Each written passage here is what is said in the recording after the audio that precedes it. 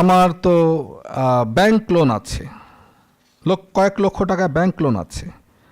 এখন আমার তো জাকাত হয় না। আসলে আমার নিজেরই একটা অভিজ্ঞতা আছে এরকম। আমরা তখন প্রথম দিকে কাজ করতাম, এটা 2001-2 সালের দিকের কথা। তো আমি আমাদের একজন কোয়ান্টামের সদস্য, তিনি আলহামদুলিল্লাহ ভালো সম্পদশালী।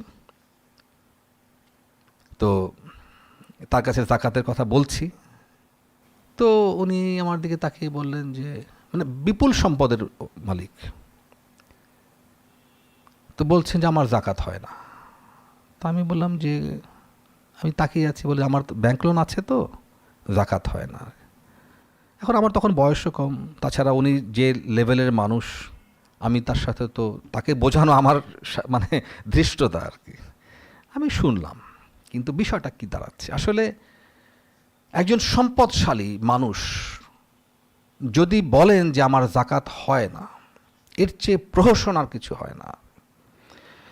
জাকাত, এই যে লোন কাটার যে বিধান, আমরা আসলে প্রেক্ষাপটটা যদি না বুঝি, যখন এই বিধান নাজিল হয়েছে জাকাতের, যখন এই নির্দেশনাগুলো বলা হয়েছে যে ঋণগ্রস্ত মানুষের জাকাত হয় না, তো ঋণগ্রস্ত মানুষ আর বিত্তশালী মানুষ, ঋণগ্রস্ত মানুষ কাকে বলে?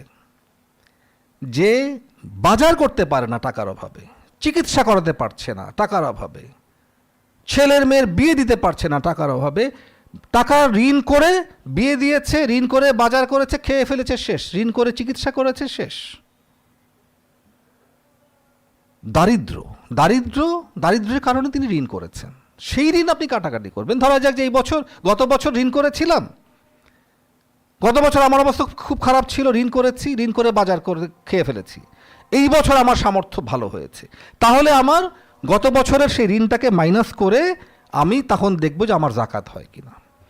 কিন্তু একজন শিল্পপতি যদি বলেন যে আমার লোন আছে, আমার জাকাত হয় না, এর চেয়ে বড় বড় প্রহসন আর কিছু হয় না। কারণ শিল্পপতি আপনি লোন করে গাড়ি কিনেছেন, লোন করে ফ্ল্যাট কিনেছেন, লোন করে জমি কিনেছেন, এগুলোর তো অ্যাগেইনস্টে আপনার সম্পদ রয়েছে। লোনের যে আপনি যে লোন করে গাড়ি কিনেছেন, গাড়িটা তো আছে, ওটা তো ওটা ওইখানকার ব্যাপার। ওটাকে আপনি কেন মিশাচ্ছেন আপনার জাকাতযোগ্য সম্পদের সাথে? ফাঁকি দেওয়ার জন্যে? কাকে ফাঁকি দেব আমরা? ফাঁকি তো নিজেকে দেই, আল্লাহকে তো ফাঁকি দেওয়া যায় না। নিজেকে ফাঁকি দিচ্ছি, নিজের কিসমতকে ফাঁকি দিচ্ছি। আল্লাহ তো হাসেন যে মানে আমাকে বোকা বানাচ্ছে আর কি। আল্লাহকে বোকা বানানো তো এত সহজ না আর। তো আসলে বিধানটা যখন নাজিল হয়েছে, বিষয়টা খুব সিম্পল।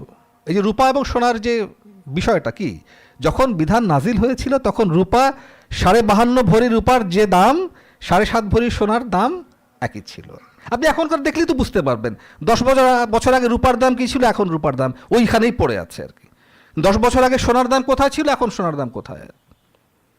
সোনার দাম লাফিয়ে লাফিয়ে বেড়েছে 1500 বছরে, কিন্তু রূপার দাম খুব একটা বাড়ে নাই।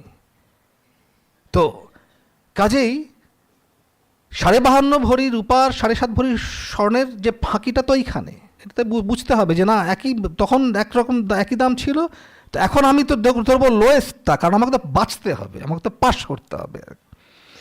আর ঋণের ক্ষেত্রে আবারও বলি যে যারা সম্পদশালী তারা ভুল করছেন, তারা তাদের যে সুবিধার জন্য যে ঋণ করেছেন, আপনি সুযোগ সুবিধার জন্য, আরও ভালো থাকার জন্য যে ঋণ করেছেন, সেই ঋণ আপনি জাকাত থেকে কাটাকাটি করে আপনি নিজে পায়ে কুড়াল মারবেন না।